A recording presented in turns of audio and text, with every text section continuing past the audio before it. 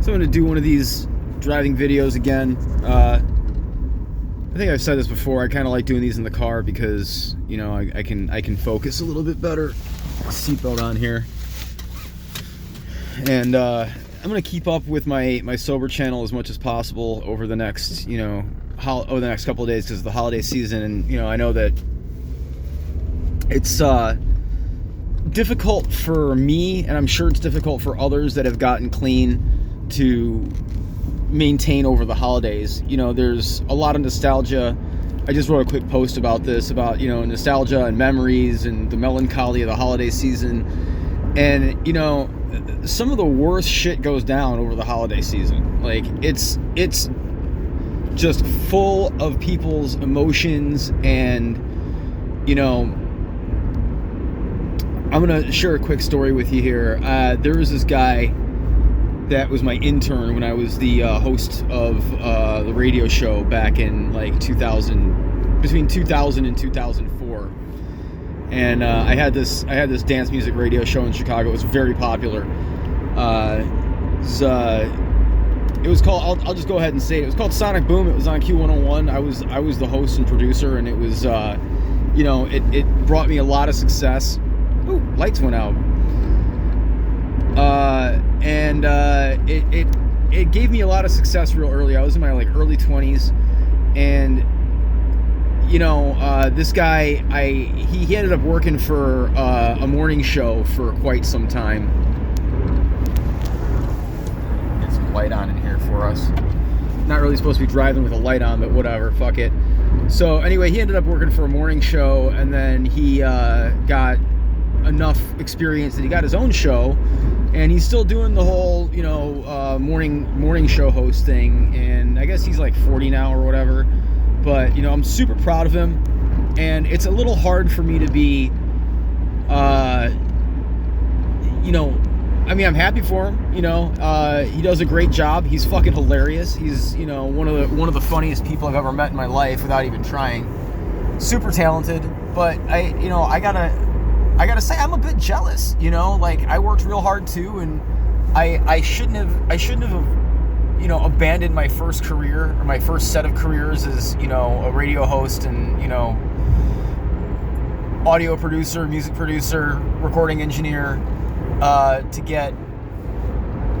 tried to get rich, and I got rich. You know, I had a lot of success in investing in real estate and in other businesses, and, you know, that success cost me a lot in terms of myself, and, you know,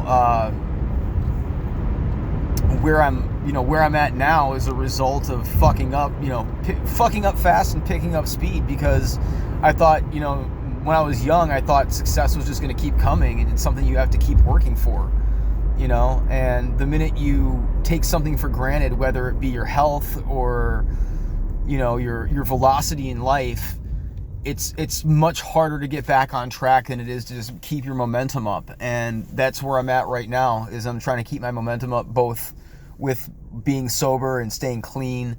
And I think that's probably the most important thing in my life right now still, is just keeping the faith in that regard.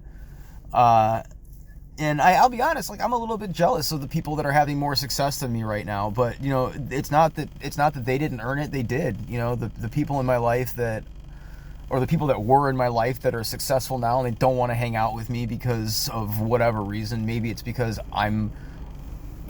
it's not because I'm a fuck up. It's because I don't have successes to share with them, I think, is the biggest thing. You know, like, when I was rocking and rolling, and I was, you know, having a lot of successes, one right after the other, everybody wants to be your friend. Everybody wants to be your friend. Successful people, fucking fuck ups. People want to be around good energy, you know. And when you're coming back from something that's, you know, totally turmoil, nobody wants to be around your bullshit. You know, and that's totally okay. I get it, you know. Holidays, though, they can bring out the worst in some of the best people. And I was over at my buddy's place tonight, and you know, it's fucking depressing. the whole thing is depressing. Our crew is just non-existent anymore. We don't have like our party of people that made us, that was making magic for so long, you know. And that's one of the hardest parts about,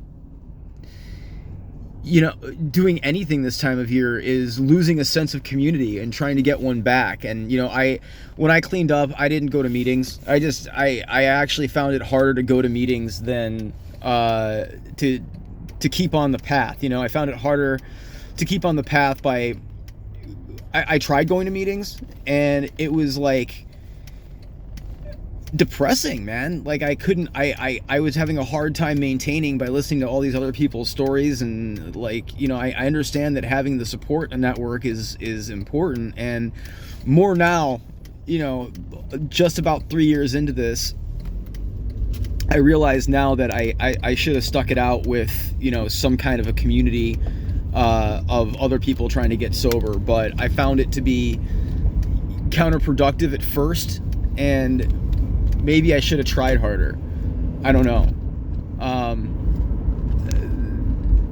This time of year kind of makes me a little bit more, I guess I desire a community more this time of year, just because right now I just don't have one. And I'm looking for, you know, people to hang out with. But at 45 years old, it's hard to make new friends. You know, people, it's a big vulnerability.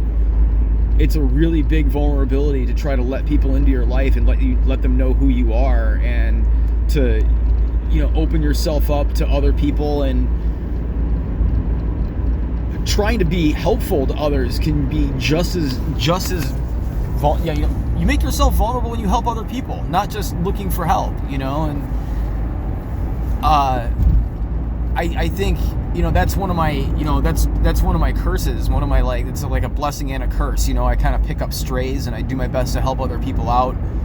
And then, you know, I always end up pouring too much of myself into others, and I just don't want to do that again. But enough about me for right now. I'm gonna kind of cut this one short, and I'll do another one I'll do another one tomorrow. But just kind of wanted to share that right now. I think that's kind of why I do this channel, is because, you know, I like to share, and I feel like people watching, or, you know, listening or getting something out of it, I think, you know, it helps me, and I hope it helps somebody else out there too, you know.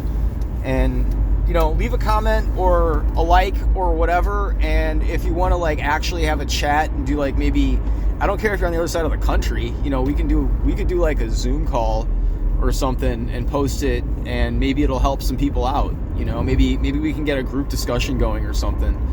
I'd be down for that. All right, be well.